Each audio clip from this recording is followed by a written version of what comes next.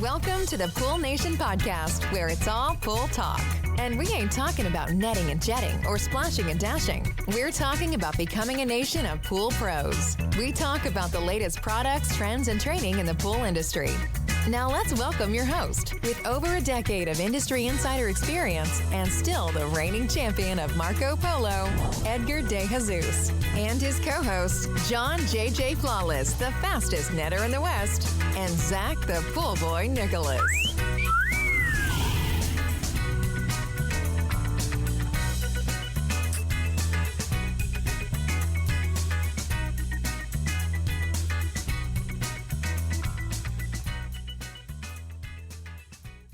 Welcome, everyone, to the Pool Nation Live podcast. I'm your host, Edgar De Jesus, and yes, I am the reigning champion of Marco Polo, along with John JJFlawless, the fastest netter in the West, and the famous Zach, the Pool Boy Nicholas. Today, we're talking to Jose Perez from OnCore Filtration about filtration, why most pool pros overlook it, how it directly impacts water quality, efficiency, and profitability, and how innovation, quality, and affordability are reshaping the way we think about filtration in this industry. But before we do that, I want to welcome everyone to our live podcast, a podcast where it's all pool talk, and we ain't talking about netting and jetting or splashing and dashing. We're talking about becoming a nation of pool pros. And yes, we will talk about the latest products, trends, and training in the pool industry. But before we get started, I want to thank our visionary partners for this podcast, the SPPA, Blu-ray XL, Aquasar Pool Products, Natural Chemistry, Raypack, Heritage Pool Supply, Hayward Pool Products, OnCore Brands, Poolside Tech, Pool Brain, Knee Deck, and OnCore Filtration. We want to thank them for their continued support. Mr. Zacharias, good morning. Good morning. How you doing? I am doing great. I actually slept very well last night. That's because you slept away from the wife and the kids. Possibly, but don't let Leslie know that because she probably didn't sleep very well. Oh, hey, shout out to Leslie. She's already the first listener on here this morning. No, having a great time with Jose. We did a little bit of acrobatics yesterday. A little bit of balance. We almost had an injury there, but we're good, right? We're safe. All is well. Perfect. And then I do want to point out that at dinner last night, I don't know if you noticed, John, but we had a major accomplishment. And Edgar's been talking about this meal for years. The waiter put together for him, and he couldn't remember what it was, and it was so amazing. And tell me, was it amazing or what? It was amazing. Please. But we got the closure finally on what that meal was. Of course, I was like 95% sure it was him, like 99. And then, of course, I'm like, how long have you worked there? And he's like, a week or two. And I'm like, oh, crap, is that not him? And he's like, no, 9 years. I'm like, it was you. So felt special. We got the special treatment. Got the special treatment, right? Mr. Flawless, good morning. How you doing? I'm doing fantastic. Unfortunately, don't have the amount of sleep that Zach had last night, but I'm all too used to it. But anywho, yeah, at dinner last night, I had no idea where Edgar was going and why I was asking our server that, how long have you worked here? And I'm like, where's he going with this? But it all came to a nice ending. And yes, we finally got to solve that mystery. For those of you that don't know, when Edgar, we go out to dinner, and when we do that, and we usually go to a restaurant or a restaurant we've never been to, he'll always put the waitress or the waiter on the spot and say, hey, surprise me with something. And, I could imagine as a waiter, if I was serving the table, I'd be like, oh my God, right? You know what I mean? Now you're putting this in my hands. But usually they end up surprising Edgar, and it ends up being a great meal. And last night was no different. I ate a lot last night. He hooked you up. He did hook me up. When I said I couldn't decide between the two, and he's like, don't worry, I got you. And I'm like, okay. And then he brings out both entrees, right? And I'm like, wow. John was a little nervous. He was like, And then Edgar couldn't finish his, and then Mama couldn't finish hers. And then I stupidly ordered a pizza as well. I thought that, I was only going to get a little small bowl of pasta, but it was really good food. We enjoyed it. Thanks for going out with us, Jose, and appreciate the dinner last night. That was a good time. This trip has been pretty amazing. A couple reasons. One, we got to know Jose a little bit better, and it just makes our partnership even that more exciting, because to understand that we have very common goals and we believe and think alike in many ways, which is awesome for us, because, we want everybody, in our community and everybody that that we work with, we want to be pulling in the right direction, right? Or in the same direction. And it was very clear last night that you and your team, everybody over at OnCore Filtration, your goal is to better the industry, to give more and make us better than what we were yesterday. And I'm excited to introduce you guys to our people and to our community and let them know what you and your team and what your product has to offer for us. So thank you so much for coming down and dealing with us over the past couple of days. I know we're not probably the easiest people to hang out with, but hopefully you enjoyed it. Had a tremendous amount of fun getting to know you guys and knowing that there's a lot of alignment in our vision and our thinking and just the wisdom that you guys shared with me as a somewhat newbie in this industry. Learning from you guys, just it's what we do, and we'll take a lot of what you guys shared with us to take it to our team and figure out how to make, again, more contributions to what we're doing at OnCore. But here's my question. Where's my alias? Right? I mean, where on a Friday? Okay, I thought he was going somewhere else. Edgar, where on a Friday can you hang out with the reigning champion of Marco Polo, right? the fastest netter in the West, and the pool boy? Yeah, Right? that's true. So where's my alias? Oh, that's a good one. Hey, here's what I'm going to do. You know what? We'll Farmer Boy? Farmer Boy? Oh, could be Farmer Boy. Could be Farmer Boy, but we got to kind of keep it into the water, into the pool side. So something, here's what we're going to do. We're going to throw it out there to everybody that's listening. We'll kind of come back a couple times and figure out who throws us a good name for him. So, hey, big shout out to Jeanette there this morning. Big shout out. Glad to see you on there. Michael, big shout out to you as well. So, yeah, we're going to get you one before we're over. We're going to get you one. Be nice. You can have my nickname because I think since 4 years ago, I'm looking at that and I'm going, I don't know about being the fastest anymore, right? I'm pretty good at it, but I'm definitely not the fastest. I think you might be able to take over that title. We could call you the oldest netter in the West. Wow. Wow. Well, I couldn't argue with it because there's some slight truth to that as well. You're going to be a grandpa. I am going to be a grandpa. So that automatically slows you down. Yeah. So, for sure. So, yeah. You know what we need to do is probably come up with a different one for you and kind of give him the fastest netter in the West. That's what I'm saying. Yeah. Edgar, let's just make sure that we don't have JJ gave me that name because he does like dirty things. Yes, I was going to bring it up. If you know, then you know.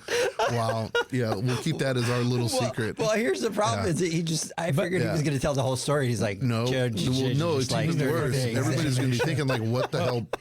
If my wife is watching, she's going to have a question mark there. So, but Jose, you got to remember though, when you say something like that about me, everybody knows I'm pretty blunt, right? And so and their imaginations right now are running very, very wild, but it is not what you think. Trust me. It was an interesting situation that we had yesterday when we went to a coffee shop, but we had an amazing time. He panicked. Did you see that? He had to clear out the quick air. recovery there, JJ. Right? I thought you were just going to kind of go with it, John, and just let it roll, but no. Yeah. No. So, Jose, we're excited to be able to have you come out, spend some time with us. Thanks for being such a great sport yesterday. Obviously, we kind of put you in hands of Ethan, and, a lot of times we get people that are a little bit and by the way, I've got to send you the link to the pictures. I forgot to show you. They came in. They look amazing. So I'll get those over to you. But anyways, hey, everybody, we're going to jump in here really quick into the podcast. Just one quick thing. June 6th, Heritage PEP in Van Nuys. We are going to do the Heritage Pool Service Academy, the Pro Service Academy. We're going to be doing a day of hands-on. We've got automation. We've got heaters. We've got pumps. We've got variable speed motors. We've got the Cool Deck product that we're going to do. It's going to be a great event. We're going to start our certification process for the pool pros out there. That'll be happening there. So come on out. Here's the beautiful thing is this is a heritage event from the Pro Service Academy, and they kind of came to us and said, we want this education to be completely free. So guess what? There's no $250 that you have to pay for the classes. It's 100% free. So all you have to do is go to poolnation.com, go over to the Heritage Pro Service Academy. It's kind of where the boot camp button is. And when you click on there, you're able to register directly from there.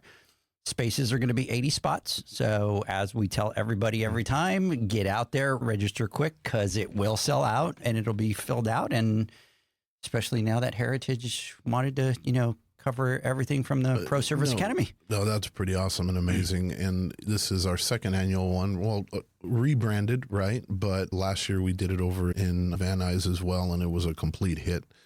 And those of you that attended and want to come back, please come back. We have some new classes for you there, and it's going to be quite the time. And the food was really good there. Those tacos, and they had music. We had, coffee in the morning. We had coffee in the morning. That coffee truck was. Oh yeah, we're gonna have to do a dupe. Yeah, we're gonna have to do that again. Yep. Yeah, so coffee truck right there in the morning. Yeah, and we're doing another qualifier for the probably $20,000 Pool Pro Challenge. 25. Or 25. I say 20. He keeps counting. No, we're doing 25. So sounds better. Raising the bar. I like it. I like it. Yeah. John's all like, I'll go find the $5,000. Don't you worry about it. Say 25. So, but hey, we already have over 40 qualifiers for it. So come on out to Van Nuys. Look, if you just want to show up to do the qualifier, come out. We're going to do that probably about 5:30 on the 6th. And here's the beautiful thing. First, second, third place, there's $1,000 out for grabs. So first place is $500, then $300, then $200. First place takes a Via heater as well. Heater. So Raypack is giving the first place and a Via heater. So exciting time. So hey, even if you can't make it out, get free food. You get an opportunity to win a heater and bring some money home. Right, show off your talent, and then get to take part. Yeah. Come on now. It's a no-brainer. It doesn't get easier than that, right? Yeah. And then you get to go hang out with JJ. Yeah, because I'm a ball of fun. The oldest netter in the West. Yeah, everybody loves to hang out with me, right? So, hey, everybody, do me a favor. Bring your old nets over to the boot camp, and let's give them over to John. So here's my challenge for everybody. Go into your truck, save that old net, and what I want everybody to do is, just because John is the oldest netter in the West now, I want you guys to bring those nets. Please don't. And we will give those to John. John will be driving up. John will be driving up, so we will allow him to, what you're driving the car or the truck up? We'll probably drive the car. So we'll just put him in the trunk of the car. Okay. And they're going to do it, right? He's looking at me like, Jose, we say this and you think we're saying it just in fun, but we say this and people will show up with, I know. This 100%. Yeah, for sure. Absolutely. Yeah. So anyway, so go out there, register. It's completely free. So excited to get out there and be able to see everybody out there. So, all right, gentlemen, I'm excited.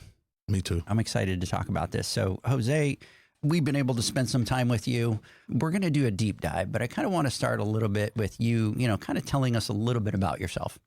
Be glad to. But before we do that, can I just do a special shout out to the hardworking men and women out there listening to this podcast? Yes. Our distributor, retailer, OEM partners that we get to serve, the over 150 employees back home in South Carolina that I have the privilege of leading. Nice. Our reps who are in the trenches today, I hope, promoting OnCore, selling OnCore, our vendor partners who serve us, and also the industry as a whole who have embraced us. We appreciate that. That's awesome. Absolutely. That's awesome. Big shout out to your entire team out there, by the way. They're the best. Yes. They're the best. So a little bit about me. I'm the founder, president of OnCore Filtration, born in Michigan, raised in Florida, currently live in Columbia, South Carolina, married for almost 26 years. Nice. Amazing wife, 3 children that I'm very proud of, 25 and 22. And as we talked about, I guess last evening and this morning, up until maybe 2 years ago, really didn't have any hobbies. So I bought a farm. Yes. Farmer. That's the inside. Mm-hmm. That's pretty awesome. So let's figure out if we can figure out a name that kind of ties in that. Quite the farm as well, too. Yeah. Like the farmer pool boy or something like that. Let's kind of figure out how we could tie in that farm into his name. I want to go on the farm and check it out. But I want to ask you, you have a really cool story. And we got to dig into that yesterday. And I think a lot of times, everyone's kind of got their journey, but we don't give it a lot of credit. But listening to your journey and your path into the industry, it was really interesting. But before we get into the pool industry, I want to ask, what were you doing prior to that? To the pool industry? Yes. So my background started in air filtration, was the vice president of operations for a fairly large manufacturing company. My division focused on manufacturing and selling to the retailers, the big boxes, the cooperatives, grocery. That's really where I got the experience in filtration. And what's interesting, Zach, is that there's a lot of similarities in that space with the pool and spa. So naturally for us, our mission when I started the company in 2011, for us, it was always a mission of expanding on our products and services that we offer. And so as the business grew, we kind of identified, hey, we're getting a pretty good foundation on filtration and how to serve the market. The market changes and evolves, it seems like, faster than we can keep up with, right? So growing into an adjacent or complementary market like the pool and spa was just a natural for us. I spent some time, traveling, going to these trade shows, talking to people in the industry, and we quickly identified that there were some opportunities there for us to leverage and, more importantly, to bring solutions. There were the challenges of really the brick and mortars of the world losing business to the internet. Just innovation wasn't there, and creative ways of how we felt that we can serve that market. It's typically the cartridges are not as, I don't know if, can I use the word sexy on this? I use it all the time. So every time John looks at me, that's what he says. Oh, bro. Dirty, sexy. You guys are John, rated R here, and JJ. it's all John, Wow. All links back to him. Wow. So we identified, again, just to close on that point, we felt that we can bring a lot of value, a lot of excitement. Kept hearing, hey, a cartridge is a cartridge. And, I saw that as an opportunity. And, we had an amazing team. We had already brought a service experience, and we knew how to serve a market. We understood speed to market. And when you can assemble an amazing team that we have at OnCore, comes with its challenges, but certainly they've rose to the occasion. So we're super excited to be in it, have a lot of goals, a lot of plans, and a lot of cool things that are coming up. Can we talk about really quick, because I thought it was such a great story. So you were working for another company. Look at Zach. So you were working for another company, and you were successful, and you were kind of running a lot of the operation and stuff like that. Can you tell us the story of how you decided to kind of start your company and what took you to take that leap of faith? So I greatly appreciate the opportunity to work for a nice, prestigious company that I work for, but just some folks that work in corporate America, you kind of get burned out. I'm not a patient person. And so, looking at technologies and channels that, at the time were not there, it was too slow for me. I was ready to go. And so I had a vision, a lot of experience in starting up factories and all those challenges that come with it, that I guess internally I've always had that entrepreneur spirit, right? And the desire. And so I thought about it and prayed about it and consulted with colleagues and mentors and my family. And one of those things where, hey, we're going to do this, right? Let's not talk about it. Let's just go do it. And so that was the story. And you just decided, okay, we're going to take this chance. I feel that drive to kind of go do that. What was like your starting? Did you just kind of go get a building and you had customers lined up? Well, because that's a big, huge leap of faith to leave what you're doing to kind of go start something completely new. It's very uncomfortable for sure.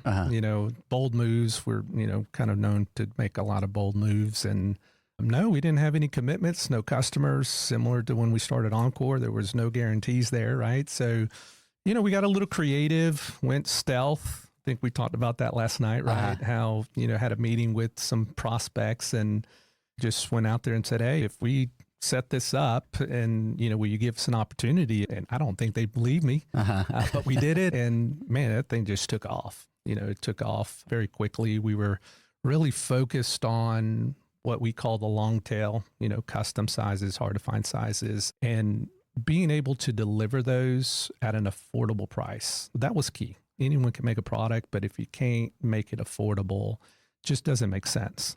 So it just grew from there. Yeah. I think what I enjoyed about your journey is that you saw something that was missing. This wasn't just like, I'm bored and I need to go do this by myself. It was like, no, I see an opportunity. It's not a conflict with anyone else. It's something that's missing, but very necessary. And you took that leap of faith to go out and do that, like you said, with the custom sizes and things like that. And I think that a lot of the success stories that you hear about people in their entrepreneurial journey, they're finding that solution to a problem that's out there. They're not just going out and kind of mimicking what the others are doing. So I thought that was really cool. You know, I learned early on that we can talk about it, we can dream about it, but at the end of the day, you got to go execute, right? You got to take that leap of faith, and can't say that I've got it. Every one of those ideas, Zach, that have manifested in success. But I think if you were to ask my team, they'd be like, yeah, he's a big thinker. He's a big thinker, sometimes way out there in left field. That's where it starts, right? Hey, what's the least? You reach for the moon, you're with the stars, right? If you miss. So, you know, for us, it's pushing the limits. You have to. Otherwise, you're a commodity, right? Yeah. And you guys have some interesting stuff that you're working on, especially from the innovative side. And one of the things that I like, and I don't know if you noticed this morning, I was like really picking your brain. You kind of come in with a fresh perspective into the industry, which I think is huge. And you completely think outside the box, if, you know, and I know that's cliche, right? But our industry tends to really just kind of think in the box and not kind of think outside the box. So when you're sitting in there, you've got a company that's very successful in their air filtration. You're doing really well now. You have a facility that's 150,000 square feet. You have 150 employees, right? You've got that machine working well. That entrepreneur brain of yours is just thinking, what's next, right? What specifically made you want to get into the pool industry? And how did you look at that vertical and go, that's what we want to do? Well, as an entrepreneur, again, you can kind of relate to the struggles, whether that's, you know, product selection or lack of availability, distribution, innovation. And you look at products that were the struggles if competing with the web, the internet, right? And so when we looked at it, we're like, hey, you know, this is, if we applied some of our core competencies that we've learned in our air filtration business to the pool and spa, we can be very successful. And, you know, again, part of that research and just collaborating with great, smart people in this business, you kept hearing the same things over and over, the internet, that along with we'll buy whatever's out there. And so as an entrepreneur, I'm like, hey, there's a great opportunity here to keep them alive. I'm a huge believer, especially in today's, you know, climate of AI and whatnot, that this industry, not only the pool and spa industry, but other trades, will end up where we're going to elevate that trade business, right? And so, again, just kind of forward thinking, looking forward and saying, hey, we have products that we can serve those customers with and bring a different experience, right? Bring some excitement back to the cartridge with complementary products or just working with them to develop ways to make their job easier out in the field. But the key there was you got to do it affordable. It's got to be affordable, and then you got to protect them. And I think that's, you know, one of the things that we really identified early on was, hey, we can really make an impact here in serving our customers. Oh, sorry, go ahead. No, I want to really emphasize that, and I know we kind of just said it, the magnitude of the importance of it, and I want to commend you guys because you originally said we look at filtration, and as an industry, at least from my perspective and from when I've looked at it, it's never really been a brand loyalty, right? There is either what's available, what can we get, and mixed in with a bunch of frustration as a service provider because unfortunately, the market is saturated with all different types of filtration, right? And unfortunately, the products that we can buy at the wholesale market or at distribution is readily available and easily accessible by the end client, by the consumer, or people can buy it online for a lot of times cheaper than what we can get it for. And it's a pain point and frustration for us as a company. And for you guys, and I get it from coming from a corporate world myself too, and I know when a company comes into an industry or when a company is in an industry, if you make that bold move to say, hey, look, you know what? We know who our customer is, and our customer is the service provider in the trade, right? And we are not accessible to the consumer or to Amazon or to any other retailer outside from distribution or directly to our client base. Is a bold move because you are literally cutting yourself out, right, from a huge share of the market share. You were talking about the Amazon and the online. But in short-term wise, it might be a tough move, but as a visionary, right? And that's how I look at it. Like, you're in it for the long haul, right? This isn't you jumped into our industry. That's how I take it. Because there's a lot of people that come and they go, and it's easy to come in and take the easy way and try to get as much as you can and get what you can and buy and sell or sell out or do whatever you're going to do, right? And that would not be the approach that you're taking or OnCore is taking as a company or as an organization. But to plant your flag in the ground and say, hey, look, this is who our client base is. This is how we're going to achieve this through quality products, through innovation, right? And affordability is obviously not the short term. This isn't going to pay off in 6 months. This is going to pay off in a year, 2, 3, 4, 5, right? And it's going to snowball. So I really want to emphasize that, and especially out to our clients. And one of the reasons why we're excited to partner with you is because you have that approach. It's just an industry thing, right? How do we protect our industry? And how do we protect the people that are out there kicking butt every single day, busting their ass, breaking their knuckles, doing what they need to do, so that we can preserve a little bit of, extra profit so that they can provide a service to their people. Because we all deal with it. And we've all dealt with it. I've shared the story. I haven't shared it with you, but I remember going out and doing an iAqualink update and charging the customer. And all of a sudden he went and he found it on Amazon, and I charged him $1,000, and he went over and found it for $300. And I said, look, they're selling it for cheaper. And then, less than a month later, he was like, I got to let you go. I don't trust you. Right. And it was a great account. But we all have those stories of going out there. We have all these manufacturers trying to, we want to protect the trade, but not many, very few do what you do, where you come in and you say, we want to focus on our customer. We want to protect our customer. So talk a little bit about that, and why is that mentality so important for your business? It's pretty simple. It's very simple. It's, who do you serve? Who's keeping us in this business? It's the service professional, period.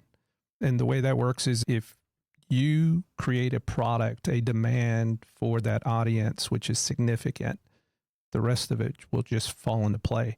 And I think that was, out of the gate, that was our main focus. Hey, if we're going to do this, we've recruited some amazing talent. And one of those commitments that we shared in that recruitment process was that if we were going to do this, we were going to go all in. We weren't going to half step it. We were going to make it happen. And we've made substantial investments. Can't say that I run the company the most cost-effective way from an inventory standpoint, and just from an R&D and just the vision of where we see this could go. That takes a lot of commitment to put the infrastructure together. No commitments, mind you. We had no one saying, we guarantee you we're going to give you some business. This was all, hey, we believe, right? So, early on it was, hey, we're going to do this. We're going to stay laser focused at not competing directly with our customers. At the end of the day, if we can play a small role in that initiative and that value, then we've made a huge contribution, right? And listen, it's difficult. You get the temptations, right, of, you get a very large, nice prospect that comes and says, hey, but look, we'll manage this for you.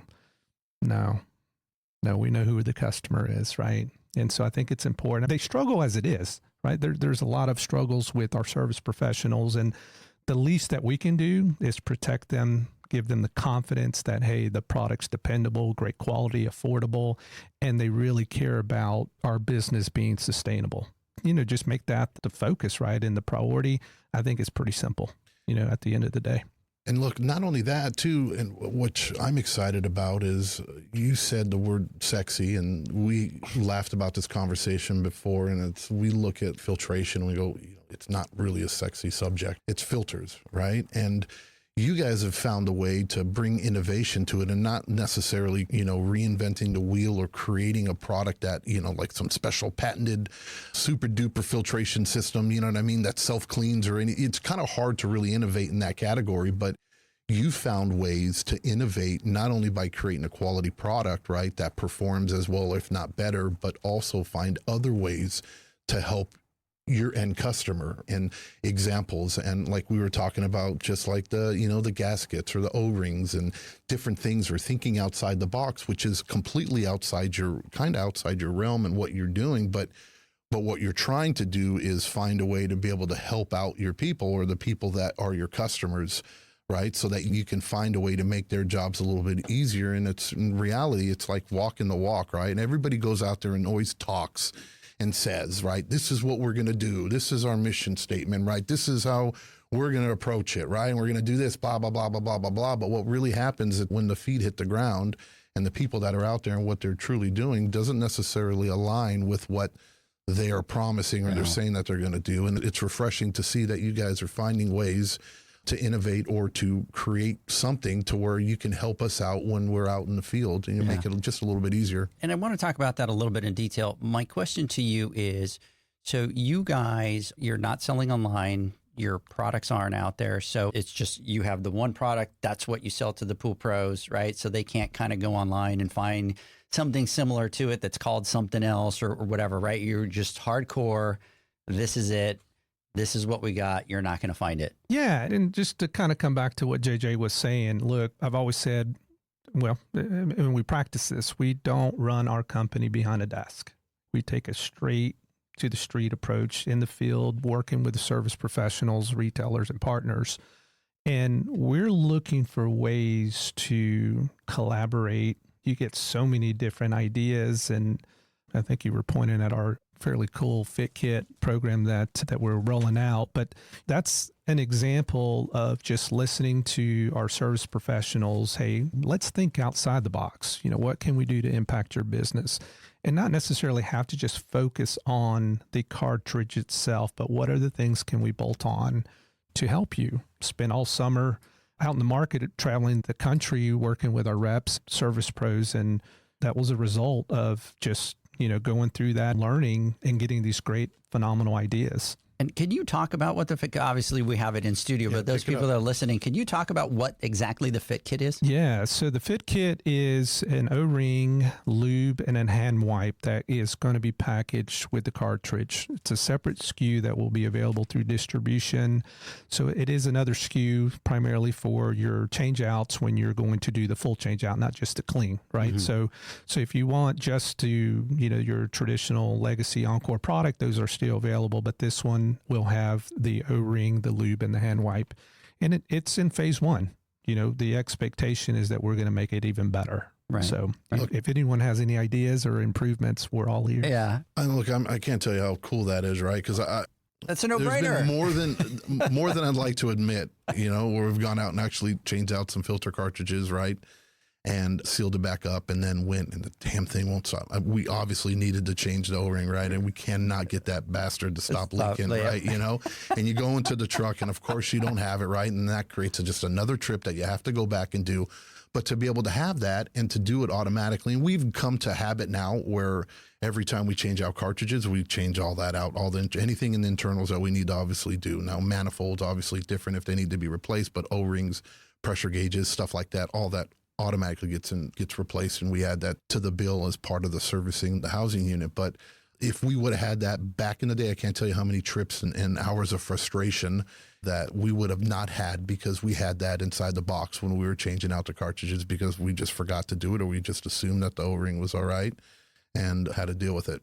Yeah, and I think it's a phenomenal, right? It's, again, you kind of go out, you think to solve a solution, and you're getting that solution from your customers. And we talk about it all the time. And that is, man, if companies just come into the industry and just listen to the pool pros, man, they'd be 10 times more successful than what they are, rather than the same crap that we deal with that they just won't think outside the box. And something simple like this, right? That is creating a solution by listening to the pool pro and going, here's the O-ring, here's the lube, right? And we all have those stories.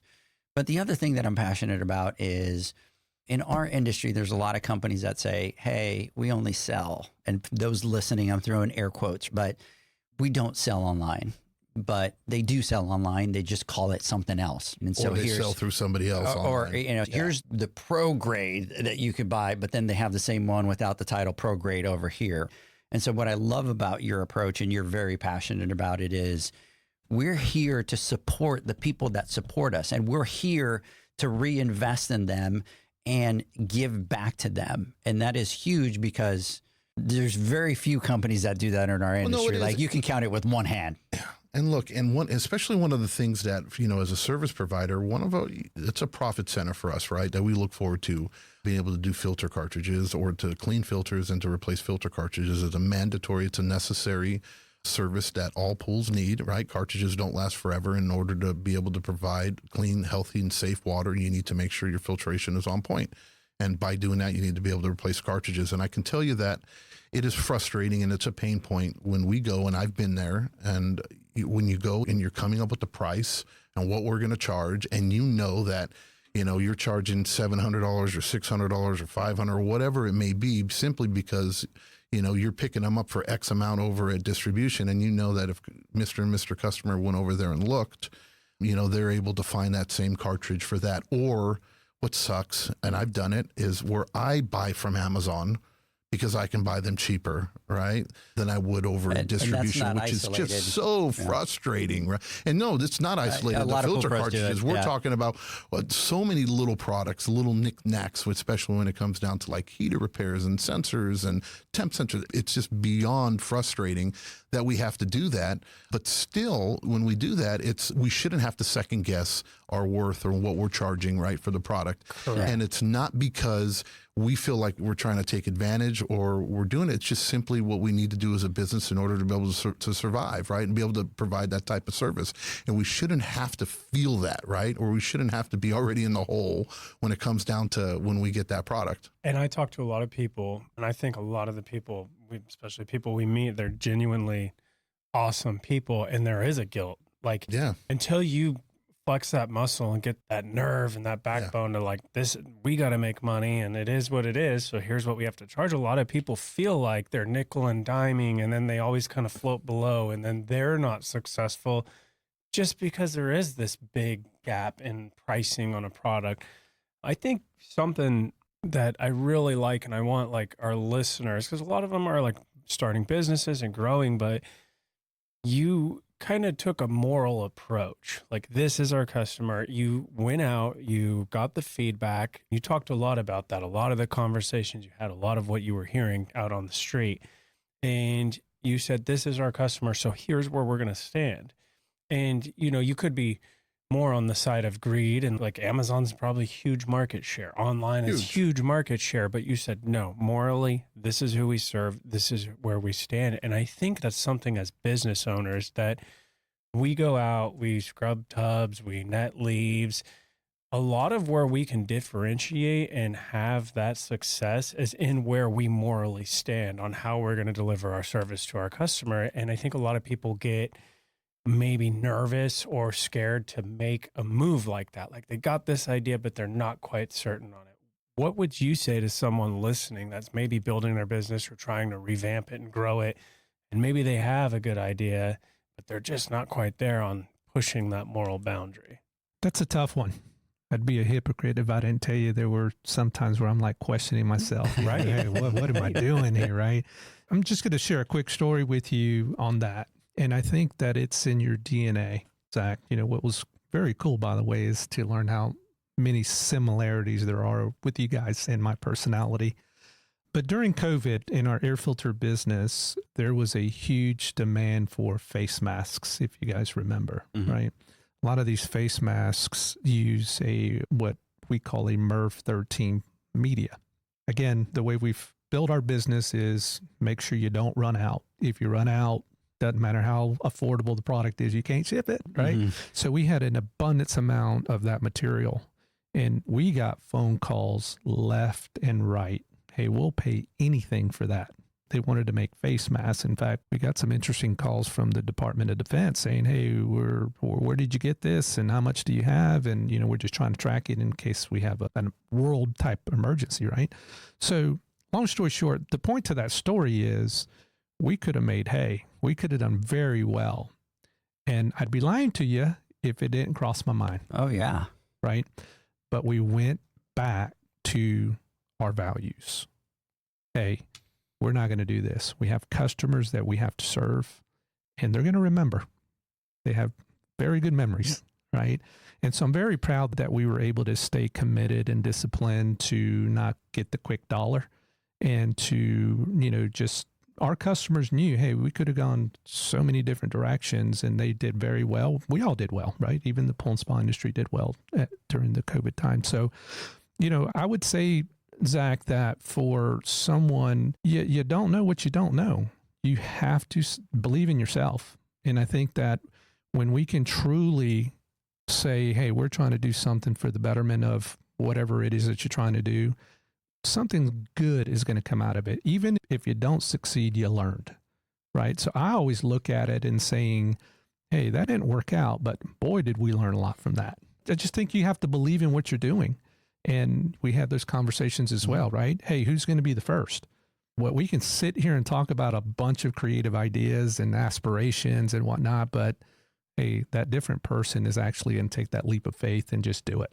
And we're all going to make mistakes doing it. And I have made lots of mistakes doing it, but there's a lot of testimonies on the success that, our company has had with just being genuine, knowing who your customers are, and staying humble through that whole experience, right? It's easy to flex and to pound the chest, and we're far from claiming that we are the leading brand. We're not there yet, but it's not a secret. We want to be the number one. We're going to be the number one, but I don't want to make that claim, right? I want the industry to have the attributes necessary to say, hey, a leader reflects these values or these attributes or these results. I can't say that we were the first manufacturer of pool and spa cartridges, but there's several to this day that I can say we were first to do this, this, and this. And so at the end of the day, that really doesn't matter unless we are contributing to the bottom line of our customers. You talked yesterday, it's kind of changed a lot of my thinking perspective. And I went home yesterday, and I want to talk a little bit about innovation, because we were sitting there yesterday kind of talking, let's talk about innovation. And you kind of threw innovation in a different light that I didn't think about it that way until last night. And I kind of went home and I'm like, man, he was on point on the innovation thing. Innovation is not just always a better product, right? And innovation is almost like a different way of thinking also about your customer and delivering things. And I took that home and I started thinking about that yesterday and kind of figuring out that aspect and how we're going to change at Pool Nation, some of the things that we do from that innovative. But can you talk a little bit about the way that you see innovation? Because for you, it's more than just a product. It's a different way of thinking for your company. We can innovate in several areas: operations, engineering, manufacturing, procurement, sales and marketing, product development. And for us, we look at every one of those as an opportunity. And so, again, have an incredible team. They're big thinkers as well. And, to be able to take an idea and just run with it, whether that's, my engineers are going to get upset, but what's some of our equipment that we put together. Some of this is custom made, right? And so the beautiful part about the opportunity that I have and the experience with different market segments is you're able to take what we know works very well, or experiences or knowledge in the air filtration industry, and saying, hey, this is very similar or very like the same. How about we apply this here? This doesn't get done here. And sometimes they look at it and say, what is he doing? But it works, right? We've done some amazing things within our manufacturing platform that is very innovative, that's not out there. And just being able to look at different technologies of, this does one part of the manufacturing and this piece of equipment does something different. And well, what if we put them all together? What would that result in? We're very blessed to be able to travel the world, talk to a lot of different companies and technologies, and you just have to have that knack for putting it all together. And then, from a customer experience standpoint, we kind of have that blue sky thinking. Hey, nothing is too exotic, nothing is too crazy, nothing is unachievable. Let the mind go, let it think. And out of that, we've come up with some pretty cool things that will be hitting the market very soon. So, some of this is, when you have some of the ability to see how the market is changing from just the way we purchase, the way we think, you got to have a little bit of hedge to staying in front of it. And I'm pretty excited that we have a pretty good pulse on that. So it doesn't necessarily just all have to be in the cartridge, although JJ, that's coming. Yeah. That's coming. We talked about, well, he dropped some stuff that we can't talk about that is really out there. That's really freaking cool that we talked about. And obviously that being innovative, and you were even talking about, we have to even be innovative in our relationship with our customers, right? We just kind of can't keep, just like you said, the sky is blue, right? Even in just some of the things, and just something as simple as this. How come nobody's ever thought of that? How come nobody's ever done that? We're in an industry, but that's the point, is a lot of people don't go out there and listen to their customers. And that's very important to you. And, I know that you get out on the road all the time and you're a meeting person and you're talking to people. Why is that so important for you? You're so busy, right? Running the entire company, but yet here you are getting in trucks, and we joked about it, the big trucks in Texas, to go meet with people individually. And I'm not trying to sell. I'm trying to figure out what your problems are. Why is that so important for you and your company? You know what I thought was interesting is I'm a good student. I'm a good listener. And one of the things that JJ pointed out in his experience that he had while getting a dirty chai. Yes. Oh, he let it out. He spent a lot of time, Edgar. To be honest with you, it was a phenomenal drink, by the way. Thank you. But it's just coffee, right? Yes. Mm-hmm. But he spent a lot of time talking about that experience, right? Mm-hmm. And that conversation went on for a long time. He's very passionate about it. Yes. And so that's a prime example of leaving an impression. Super, super easy to get someone to give you an opportunity. Very difficult to keep it. And so we do not take any of that for granted. We don't take the relationships that we build. And early on, I made a lot of mistakes, right? Didn't know what I was doing. We made commitments to certain things where we realized, oh my goodness, we're losing money on that. Hey, we're going to stick to our word, ship it, get it out. Oh, we're losing. Yeah, do whatever you need to do. We gave that customer our word. And so I think that's extremely important that, it's simple. It's a simple concept. Just do what you say you're going to do. For us, it's building those relationships. We're very confident in the product. Those are the kind of the expectations for me. You got to make a quality product. It's got to be affordable. So we know when we do get that opportunity from the customer, they're going to have a very great experience with it. But it's more than that. We're building partnerships. We want to be an extension of their business and want to find out how else we can be successful and how we can contribute to that success with them and share it. And when you can share success together, there's just so much that can happen, right? Yeah. Yeah. It reminds me a lot about, in order to go from good to great, right? You have to be able to sometimes make a sacrifice as a company and go against what the norm or status quo is. The one thing we have similar in our industry and any other industry, and I've preached this a million times, and I've said, and you talked about it as well, when it came down to like from the air filtration and bringing things over, I look at it as what's the one common thing that we all have and we all share as an industry, and that's people, right? We all deal with people.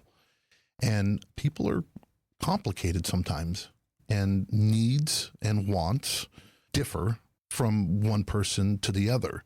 And if we as a company or as a business sometimes just view everything so just robotic or cut and dry and black and white, it doesn't mean that you can't not be successful. And most of the time you will be successful or you will survive, but will you thrive or you'll be the best in the industry or will you stand out? Not necessarily, right? In my prior worlds, I used to say this. When customers would come and we would have like rules or there would be return policies or things or SOP that we needed to do as a store or as management, and customers would come up and they would plead their case and say, this is my situation or this is what the problem is. And the customer service rep would walk in and go, well, I'm sorry, we have a 14-day return policy or we have a 30-day return policy, or this is open, there needs to be a restocking fee or whatever it may be, and then do that or whatever. And then, of course, it'd be like, well, let me talk to your manager, right? And then your manager would come out and then I would have a conversation. I remember when I took over a store and I had my managers there and I said, look, every situation is different. We don't exist as managers. Why do I have managers in this building? If we have rules, if we have SOP and all I need to do is have a customer service rep just sit there and then point to a wall or to a rule book and say, this is what the rules are, I'm sorry, we can't break it, then there would be no reason for the existence of those managers there. It's your job to be able to interpret that situation and make the best call for both, not just the company, but also for the customer, because without the customer, we don't exist, right? And we need to be able to make these types of decisions. And sometimes we have to give a little to get back in the long run. And it's the same exact thing when it comes down to any business that you apply to. And with us, like I've heard it too, with Mama or with other people that have worked for me or other people that I've discussed in this industry, it's, well, you say one thing, but sometimes you make an exception or you do something different. I go, well, because it's different, right? And, you know, we need to be able to make that call. And sometimes it's the wrong call or sometimes we might be taken advantage of, right? But at the end of the day, I feel good about what we're doing. And I think we're making the right decision based off of the situation. And we're treating them as a human being. And like you said, when they says, hey, look, we have to make that call, or we've made a promise, we said we're going to do it. Yeah, it's going to hurt our bottom line or whatever, but I'm going to stand by and do what I need to do. And, you know, that's encouraging, Jose, it really is. And I'm not just blowing smoke up your ass, but I'm saying, I mean it. We need more and more of this in our industry, right? We need to treat people like human beings and see them, you know, for their differences and their wants and their needs, and not everything just be so damn black and white all the time, right? Yeah. And have that little bit of a human interaction or human, you know, being a human being and being a good person sometimes might not pay immediately, but I promise you in the long run, it will pay tenfold, and people will see and people will listen. And especially in our industry. In our industry, for sure. Especially in our industry with all these people here. Hey, but I want to cut you off for just a second because I know you're laughing at something. I was laughing. The filter flipper. The filter flipper.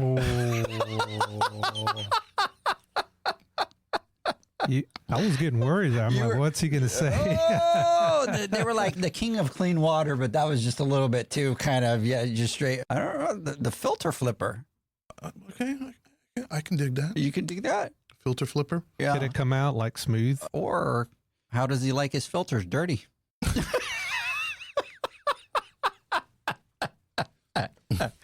They gave a whole bunch on here, but not all tied around the filter side. So that's kind of what I liked. Yeah. But they gave you a lot. The Chlorine Cowboy. All right.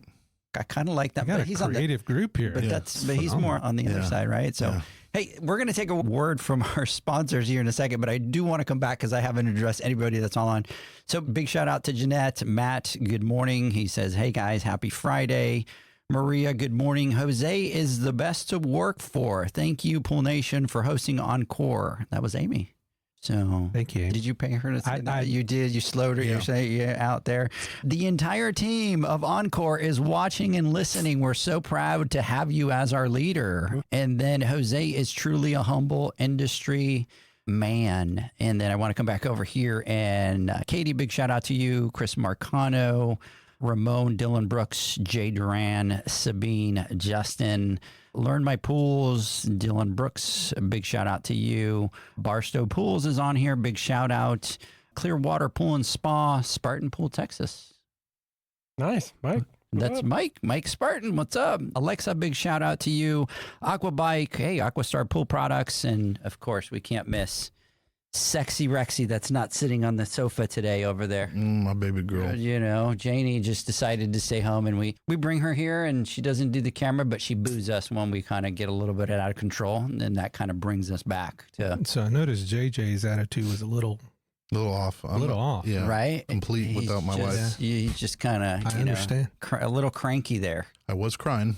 Oh, that's for sure. Yeah. So you should have seen, I had to grab him and throw him in the truck this morning because he was throwing a fit that he didn't want to get in because she wasn't there. I almost quit. I almost said, I'm not showing up. He's like, it's over. I'm out. I'm out. So anyways, hey, everybody, let's take a word from our sponsors. When we come back, we will continue with Jose.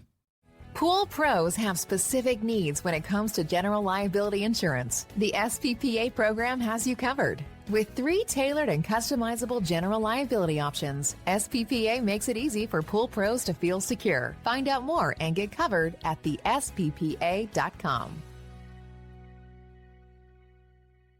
U.S. Motors Neptune Variable Speed Motor provides a versatile replacement solution for all your pool pump motor needs. This motor can communicate with pool control systems, provide low voltage options to work with time clocks, and can be installed as a standalone pump motor. The Neptune motor can be easily installed on existing pumps, upgrading them to a variable speed pump without the need for replumbing. Enjoy energy savings and quiet operation by installing a Neptune Variable Speed Motor today. For more information and to find your local distributor, visit usmotors.com/pool.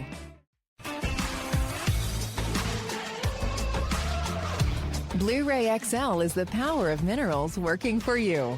Reduce your overall chemical costs and labor up to 50% guaranteed. Whether you have 20 accounts or 20,000, Blu-ray XL's direct pricing and free shipping to the pool trade have you covered. Improving pool professionals' profit and work-life balance is what they do. Blu-ray XL, the real mineral purifier. Visit them at BluRayXL.com. Blu-ray all day. Meet the pipeline pump from Aquastar Pool Products, the next generation of variable speed pumps designed for serious efficiency. At its core is a high-performance permanent magnet motor that's totally enclosed and fan-cooled, delivering consistent energy-saving operation. Paired with Aquastar's patented high-efficiency volute design, the pipeline pump maintains optimal flow while cutting down on energy use. And it's not just efficient, it's incredibly quiet. Thanks to a high-tech rubber motor mount that absorbs vibrations and dampens sound, the pipeline runs smooth and quiet by limiting turbulence. Its 2.5-inch internal frame ensures unrestricted water flow, and it's available in both 1.5 HP and 3.0 HP models, each with 2-inch and 2.5-inch union fittings for flexible and efficient installation. Experience the pipeline difference: incredibly quiet operation, peak efficiency, and proven performance. Ask your supplier for the pipeline pump from Aquastar. Available now. Natural Chemistry, a leader in specialty water care solutions for over 30 years, is proud to provide products that make pool service easier than ever before. Its unique enzyme formulations in Pro Series Pro Blend improve efficiency of your pool program while reducing frequency of filter cleaning and scum lines. Natural Chemistry is also well known for its wide variety of phosphate removal solutions that include a non-clouding formula in Phos-Free and extremely high-range removal with Pro Series Phos Remove or Phos-Free Max. Save time, save money, save work with Pro Series products. Stop sacrificing durability or efficiency with the help of Raypak's new Avia HD models that utilize NITEC, their exclusive industry-first technology. NITEC heat exchanger technology is Raypak's latest solution to superior strength and maximum efficiency when it comes to residential pool heating. With 900% more nickel compared to copper nickel in critical surfaces, NITEC creates an ideal surface to protect against scale formation and erosion without compromising on Avia's 84% thermal efficiency. Learn more at raypak.com/NITEC. The next evolution in lighting is here. Universal Color Logic 2.0 from Hayward. The latest in pool and spa lighting was designed with you in mind, making installation a breeze. Upgrades include a detachable cord and first-of-a-kind adjustable lower catch to overcome variations in plaster thickness. As always, Universal Color Logic lights retrofit into virtually any in-ground pool or spa while delivering industry-leading, vibrant color. Visit Hayward.com to discover more. Welcome back, everybody, to the Pool Nation Live podcast. We are in studio with Jose Perez. See, I changed it up. I changed it this time instead of Jose Perez. Jose Perez. The filter flipper. The filter flipper. The filter slinger. Slayer. The filter slayer. Slinger. Slinger? Filter slinger. The filter slinger? I don't know. What do you think? Filter flipper? Slayer, flipper. You know, I think we need to let the Let the audience pick. let the audience we pick. suck at it. You have to, We serve them. Remember that. you have to be. Edgar. Listen. I love my peeps. You have to be careful sometimes, right, John? The filter phenom. The filter phenom. That could be too, Huh? right? I don't know how to spell it though. Yeah, Phenom, that's with true, PH, isn't right? it? That starts with PH, I think. Phenom. Ask Not chat. Yeah. Or Claude. Yeah, or climb. Yes. How are we going to spell it? Can we misspell it? PHE. P-H-E. NOME. Phenom. I don't know. I'm a pool guy. Oh, Lord. Just ask my staff, man. They're like There you go.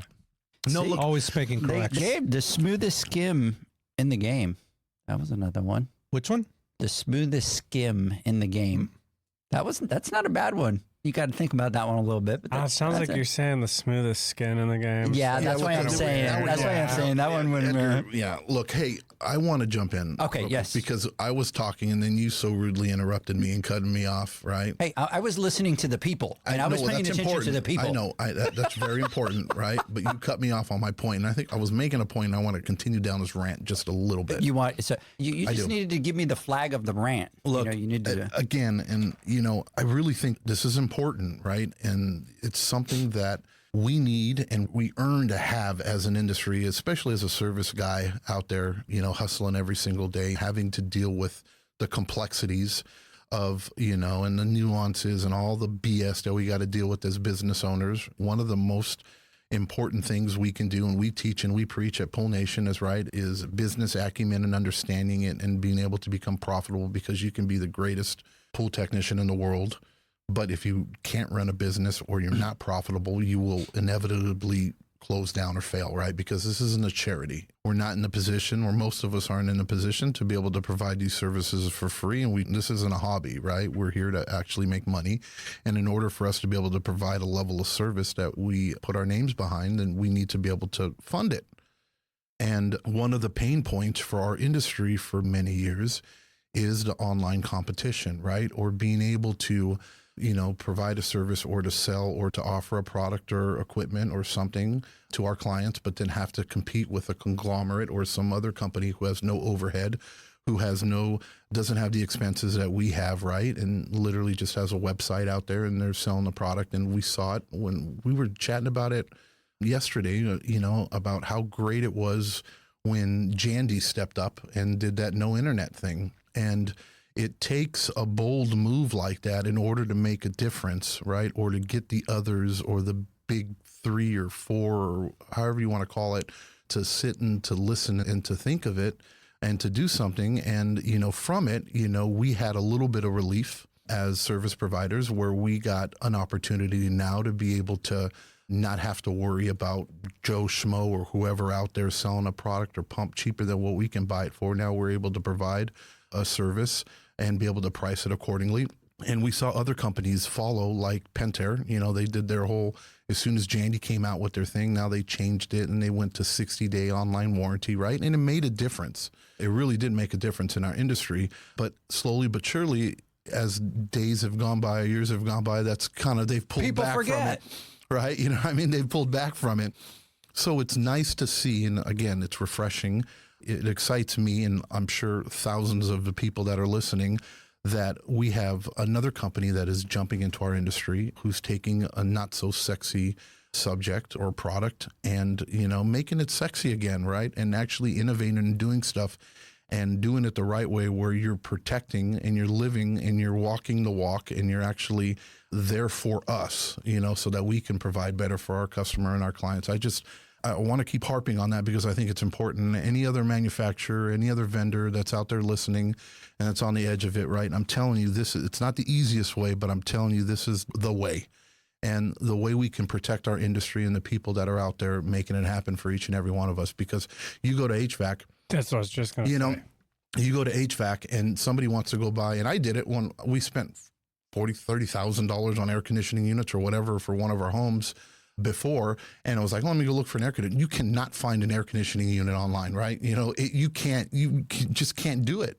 It's protected, and rightfully so, because not anybody should be able to buy an air conditioner online and install it, right? It comes down to safety. You need to be able to do it correctly and right, and you got to protect that. Or call you, hey, John, I got a AC unit here. Can you come install it for me? Yeah, can you come install it? No, it doesn't work that way, right? Again, so I just wanted to thank you, and I appreciate you. And I know you guys are still new to the game, especially for us in our industry, but I commend you for taking that bold move. And I believe that if you guys continue to walk the walk and do as you say you're going to do, that the industry will follow and the people will see it. And, we are a very jaded community sometimes and grumpy, but if you stick through it, they notice and they make a difference. So thank you so much for taking that approach, you and your company. Thank you, JJ. I appreciate that acknowledgement. To each their own. Certainly don't want to convey that I'm anti Amazon or internet. Sure. Not saying that at all, to each their own, but we know where our customer is. We know the struggles. And if we're not providing those solutions and protecting them, then what are we doing? What's our purpose, right? I don't need another business segment. I had one, very successful one. So for us, it's, again, changing the mindset, right? And look, the reality is there's temptations. There's going to be temptations. And the reality is that if we don't help our distributor partners too, in, trying to avoid that pressure from the field saying, well, look, they can buy this cheaper online. And so for us, it's what other pull-throughs can we bring to market that are only purchased through our distributor partners to service our service pros. Does that make sense? That's huge. So you keep that offline, you keep it focused on the distribution networks for our service professionals. And we have different products for our retailer that we're working on that you can only buy it at retail. Just keep it offline, right? So when you provide products that work, that are in demand, you create that pull through and you take more and more pressure off of our service pros from having, and our distributors, right? From the pressures of, hey, look, they're buying this online. So I think that's our focus, is continuing to bring those complementary bolt-ons so that we're bringing more value that you can only get through our brick and mortar. Yeah, that's absolutely amazing. Hey, see, John, you started to talk, and right as you started to talk, and I did not interrupt you, people started sending me more stuff, and I had to sit over here quiet, bro. I know. I'm done. Did you see me dancing? Yes. Did you see me? I'm like, so they got a couple cool ones here. The Cartridge King. Okay, I like that. The Cartridge King.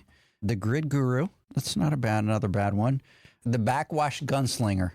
What? The Backwash Gunslinger. The Backwash Gunslinger. That sounds dirty. That sounds dirty. Yeah. JJ likes it dirty. So we figured you'd like that. Yeah. Wow. I kind of like the Filtration Outlaw. That's funny. That one I like. The Filtration Outlaw. Yeah. I dig that one. When you dig that one? Yeah. The Duke of Dirty Filters. There's the dirty in it. The Duke of Dirty. That's it. That's it. Really the Duke of Dirty Filters. Wow. Okay. Oh, big shout out to everybody funny. out there. I'm going to have to write that down. I can't forget that. That's it. Yeah. The Duke of Dirty Filters. The Duke of Dirty Filters. Wow. That's it. We've given him the official title. So at the Pool Nation Awards, when we're giving them a big shout out, we'll have to have the Duke of Dirty Filters stand up, right? We won't say his name. Yeah. See what happens when I Right. hang out with you, JJ? Wow. My goodness. The Duke of Dirty Filters. That's it, right? Yeah.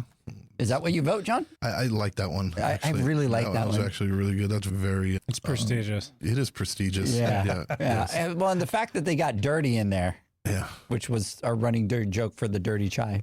So Yeah. let me ask you, there's something else that you are kind of working on, and I want to talk a little bit about it because, again, it goes back to your thought process of doing business, right? And protecting the customer, and, providing the best service, thinking outside of the box, innovative wise, not just for the products, but in how, your customer relationships are handled. You're kind of working on a technology center. Can you share a little bit about that? I know that's kind of on the fence and kind of not supposed to, but That was supposed to be on the if you know, then you know list. shoot. But since you went there, Edgar, I might as well go ahead and address the question. Oops. So you can't say that because then other people aren't going to want to tell me stuff. Yeah. So, no, I think it's one of those put your money where your mouth is. Mm-hmm. And so another area that I learned was what is the best filtration and what is the best process and what have you. And I think for us, not only part of our R&D engineering initiatives that we have at OnCore in, again, raising those standards, bringing premium products, innovating, and just increasing the performance of products, but also creating a platform for the industry to be able to share, to bring, or to contribute towards those, what we'll call improvements in moving the cartridge performance to a different level. And more importantly is we do have the best marketing team in the business, right? Kudos, shout out to them. But, at the end of the day, I want to look at a customer and say, hey, this is the best cartridge. And I hope that we get challenged. I want to be challenged. I mean, I think that's the responsibility that we have as a manufacturer, and being genuine and ethical is that we're able to provide, results to what we're out there marketing and claiming. And that's unheard of too, right? Sometimes you don't want to go there, but I think it's important for us. If we don't have the best cartridge on the market, we better figure it out, right? And I think unless you have that type of transparency, it's in everyone's interpretation, who has the best marketing, who has the best sales reps, and we have all the above, by the way. But I want to be able to provide the market with facts. I have a vision, right? The vision is that once we create this technology center that will be, set up to have NSF type standards, I think that's going to open the door for others to bring ideas and technologies and even partner and collaborate with some very nice OEMs that are out there that make huge contributions. But our desire and our goal is always going to be, well, how does this benefit the field? Because there is such a thing as making a cartridge too efficient. But if it costs you too much and there is no value, then is the juice worth the squeeze? So for us, it's going to be, how does this benefit the field? And unless you have that infrastructure with testing and what have you, it's all guesswork, right? You depend on sending stuff out to the field to get feedback, which is also very important. There's nothing like real life conditions, but you got to have a base and you got to have a starting point, and you have to be able to track results and, introduce different types of elements to some of your R&D work. So we're super excited about that. Thank you for exposing me there, Edgar. Now I have to deliver, right? Yes. So it's all out there now. I just cost him a whole bunch of money. Yeah. You do that sometimes. Yeah. I didn't mean to. It wasn't on purpose. No, but we're talking about innovation, right? And John, you talk about this all the time, the status quo and like how the industry gets complacent in certain areas. But we need these types of pressures to push people to be competitive and continue to drive that bar up farther and farther and make better products and better customer experience and things like that. So I love that. It's important, right? If you can make, and we're kind of facing the same thing in air filtration. There's all types of interpretations. We make it too technical. We talk MERV, and who knows MERV? Unless you're in it, you really don't know. We typically use a price point to determine what's good, better, best. Right, yeah. Zach? Yeah. So for me, we need to make that transaction fairly intuitive, but factual, right? And so my team will tell you I'm the worst salesman because I'm a little too honest, but that's important. That's important. You want to be able to provide a solution that is fact-based, that's results-oriented, and when challenged, it will validate what you're out there pitching in the market. And Edgar, that's just one piece of solving our internet problems too. So now we have certified product that are out there that you can back with testing data, testing results. And now you take that to the homeowner or your client, what have you, and you give them facts, not emotions, not what can I get at distribution today, but test data that they can validate as well. So when you associate a brand to that, it takes, we're taking pressure off of the service pro and giving them every opportunity to succeed. And I'm hoping too that that's also going to raise the bar. Those that, want to continue to compete and contribute in this market, they're going to have to raise the standards as well. And I'm okay with that. And I think our industry needs that in every aspect, right? Because we talk about it all the time about how we feel that the industry is 10, 20 years behind, right? But we constantly need that envelope to be pushed so that everybody kind of gets out of that lazy mode of, I've done this like this for 1,000 years and I'm not going to change it. It's still going to be the same. Nobody's pushing back. It's really not making any difference. Let's just stay complacent, right? And we live in a world that's just not good enough anymore. And so why does our industry, why does the pool industry have to stay in that mode? It's like we have to get out of that. And it's people like you that need to come into the industry that say a couple of things, right? I'm going to put my money where my mouth is, but then look, you're going to put yours through those results. You don't know if yours is going to be the best or not, but you're like, but if it's not, I'm going to make sure that it is, right? Sure. But we want to push that envelope. And the only way, and we talk about it sometimes, it's like some products aren't sexy, right? But can they be better? Probably, right? Well, 100% they can be, right? And the reason why they do it is because it's the cheaper way and it's the easier way, and good enough is good enough. And if there's not a loud enough cry for it, what's going to happen if there isn't a demand for it, right? Or if there isn't a newcomer like you guys, or like, for instance, what Aquastar did to the industry when it came down to filtration. Yeah. We took a product that we talk about, not a very sexy product, and a product that has been stagnant for a generation or more, multiple generations, right? And then to be able to come and say, hey, look, we're going to do something about this. And what ends up happening, right? Once you start taking away market share from some of the bigger folks, right, then that creates necessity, right? And necessity is the mother of innovation. And then you start to, perk up ears, and they start to pay attention, and they go, well, okay, well, we need to do something better, right? And we've seen that. And like, for instance, with our folks over at The Attendant, and what they've done with automation, and for you guys to know what's in the pipeline now for automation and what's coming down the line for everybody when it comes down to other manufacturers. I strongly believe that this was probably made a little bit sooner, and it happened a little bit sooner than it would have, simply because they got that fire lit up their ass. And they're doing it.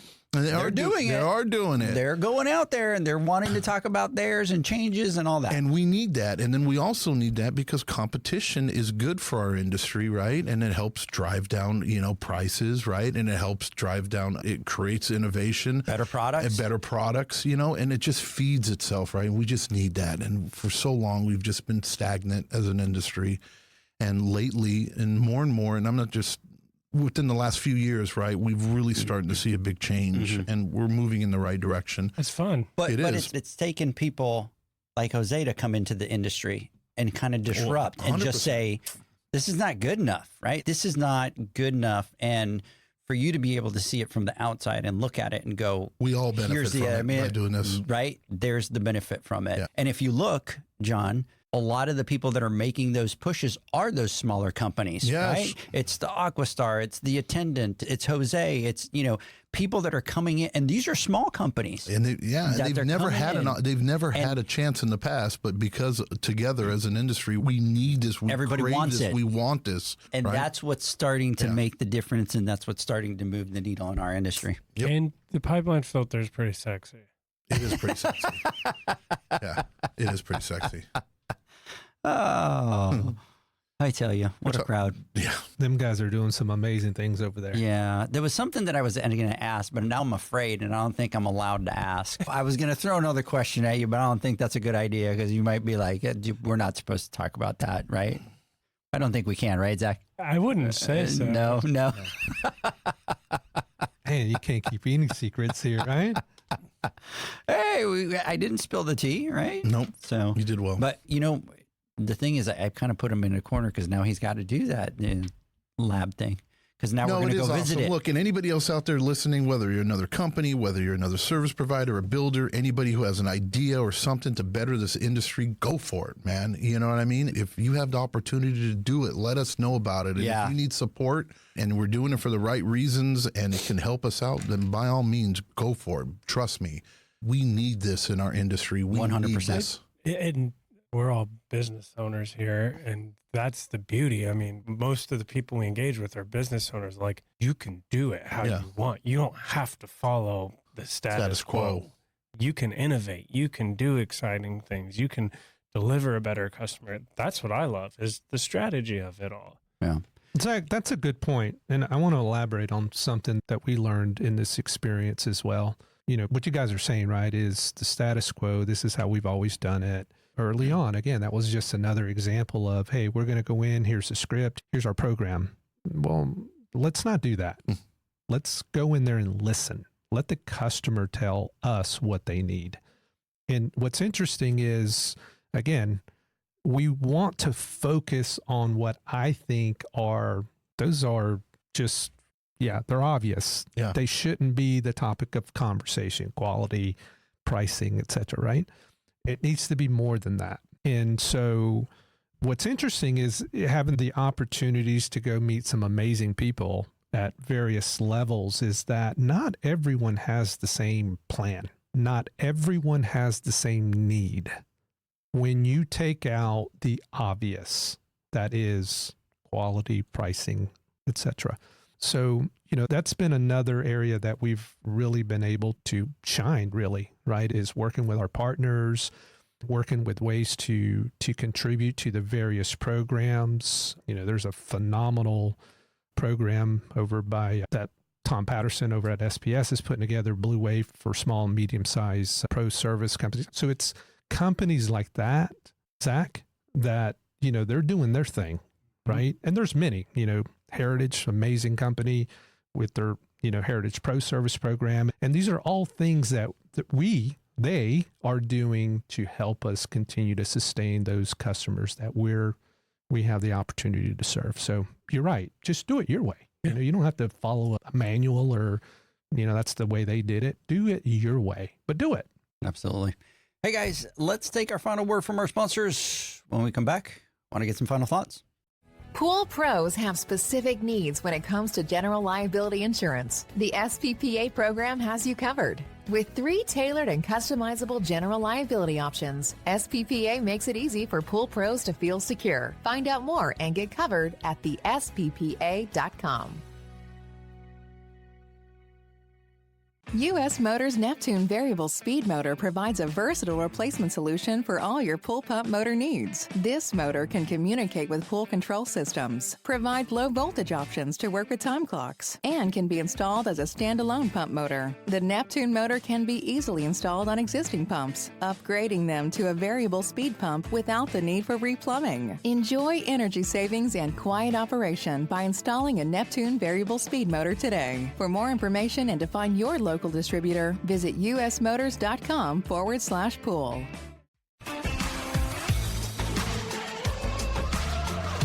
Blu-ray XL is the power of minerals working for you. Reduce your overall chemical costs and labor up to 50% guaranteed. Whether you have 20 accounts or 20,000, Blu-ray XL's direct pricing and free shipping to the pool trade have you covered. Improving pool professionals' profit and work-life balance is what they do. Blu-ray XL, the real mineral purifier. Visit them at BluRayXL.com. Blu-ray all day.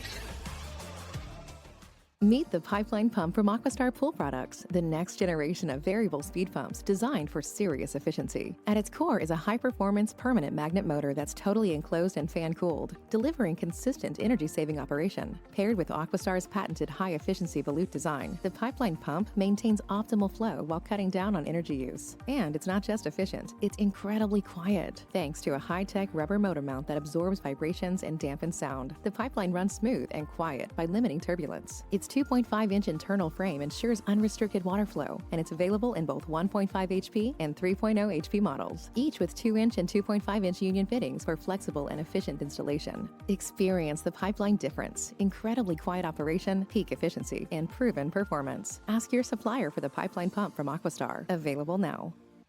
Natural Chemistry, a leader in specialty water care solutions for over 30 years, is proud to provide products that make pool service easier than ever before. Its unique enzyme formulations in Pro Series Pro Blend improve efficiency of your pool program while reducing frequency of filter cleaning and scum lines. Natural Chemistry is also well known for its wide variety of phosphate removal solutions that include a non-clouding formula in Phos-Free and extremely high-range removal with Pro Series Phos Remove or Phos Free Max. Save time, save money, save work with Pro Series products.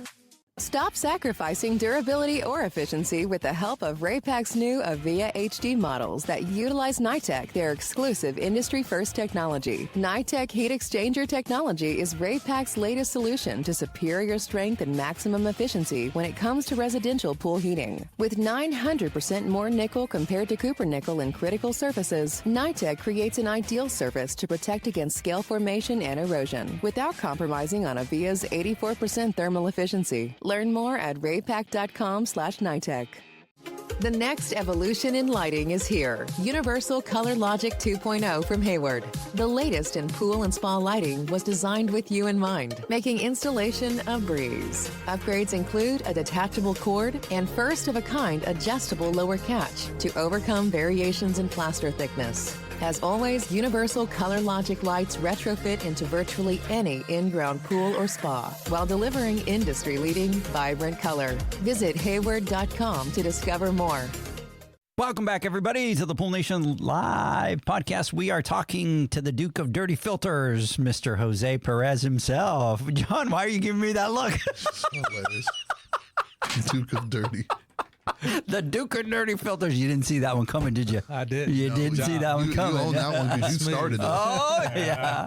He was the instigator from day Guilty one, by right? association. Right? Yeah, but he's embracing it, though. He's being a good sport. He's embracing it. So I do want to give a shout out to your entire marketing team. I talk about it all the time.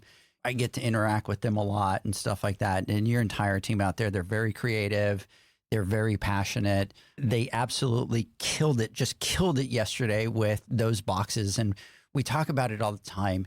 It's in the details. The people that are successful, it's in the details. And your team grabbed and created 3 boxes for us. And I'll share with everybody the story really quick.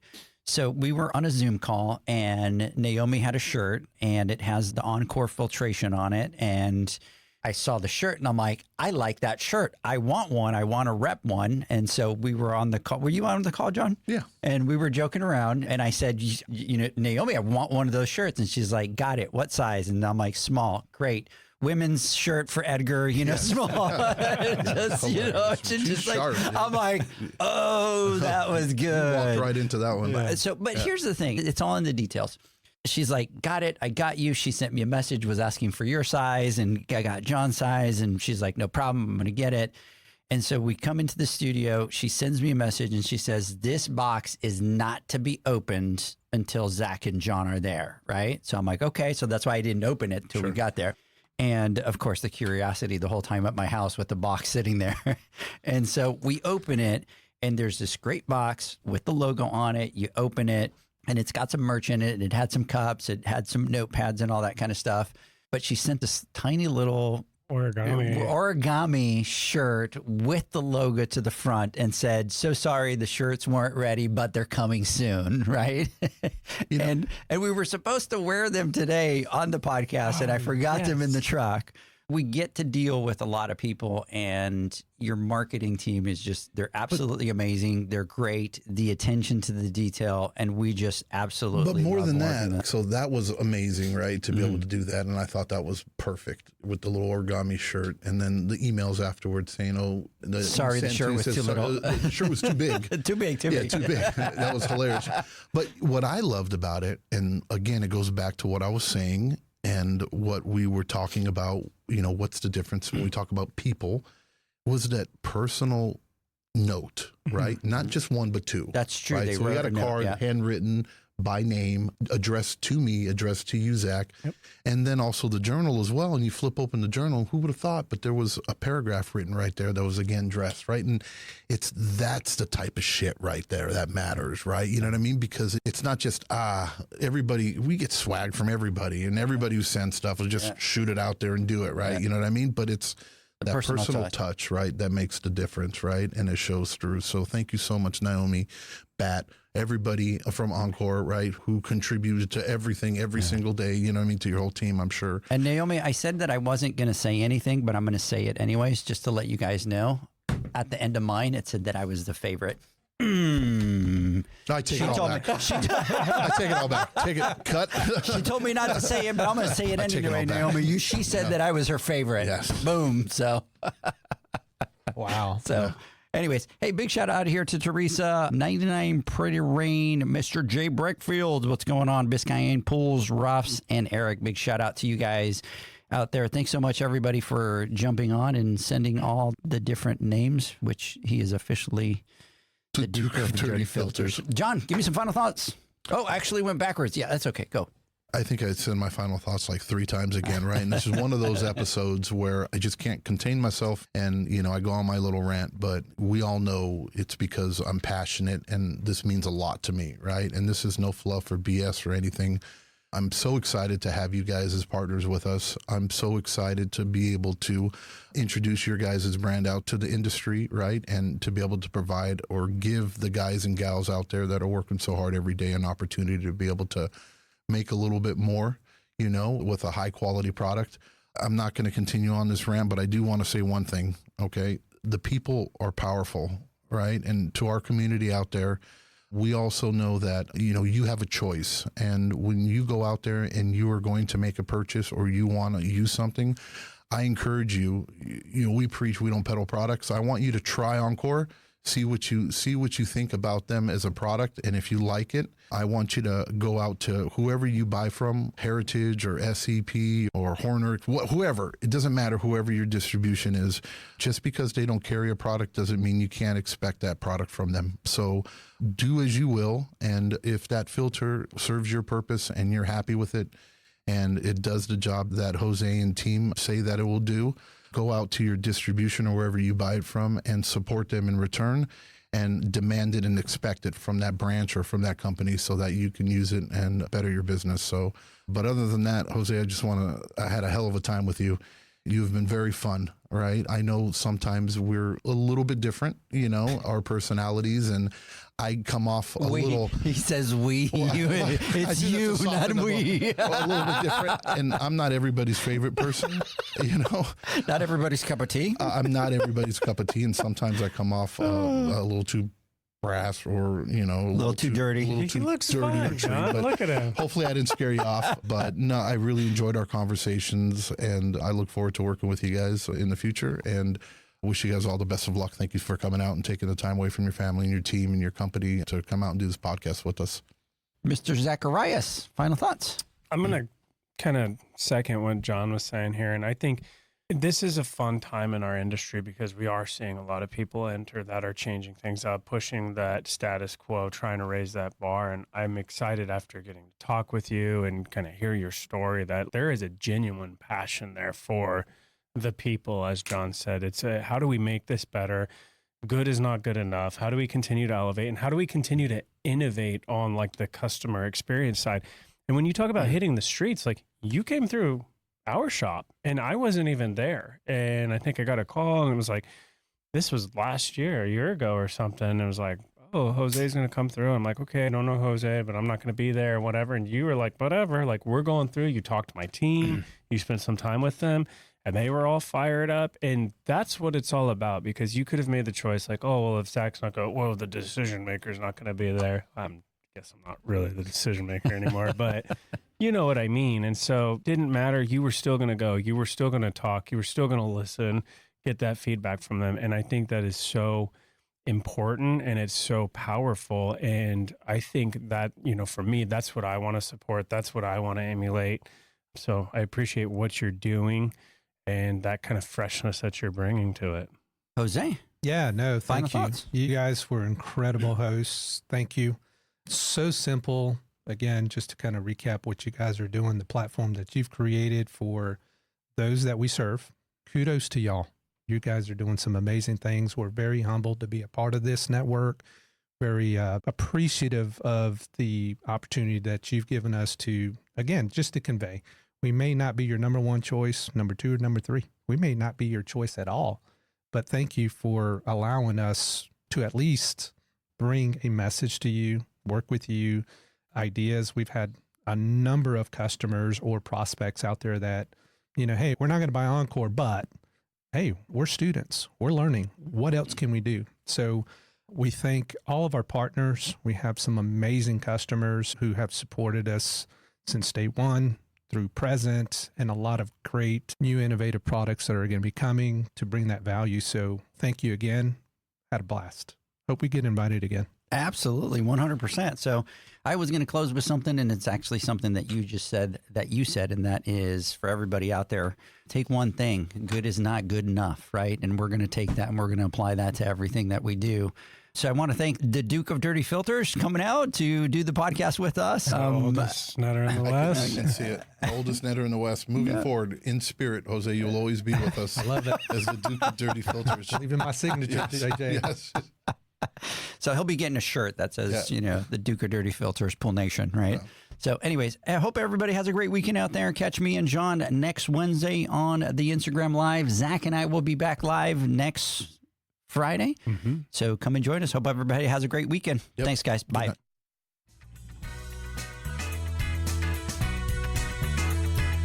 Thanks for listening to the Pool Nation Podcast, a member of the Pool Nation family. You can listen to us live every Friday here at 9 a.m. Pacific, 11 a.m. Central, and 12 noon Eastern Standard Time. You can find us at Pool Nation or PoolNationPodcast.com, on Facebook, or on Instagram at Pool.Nation. And to find more info about Pool Invoice, the billing software built specifically for the pool industry, go to PoolInvoice.com. Before you go, this is what the pool industry has been waiting for. PoolManUniversity.com. It's the first platform dedicated to learning the swimming pool service and repair industry. A pool service community where you can connect and find videos on business, service, water chemistry, and repairs. See you there at PoolManUniversity.com.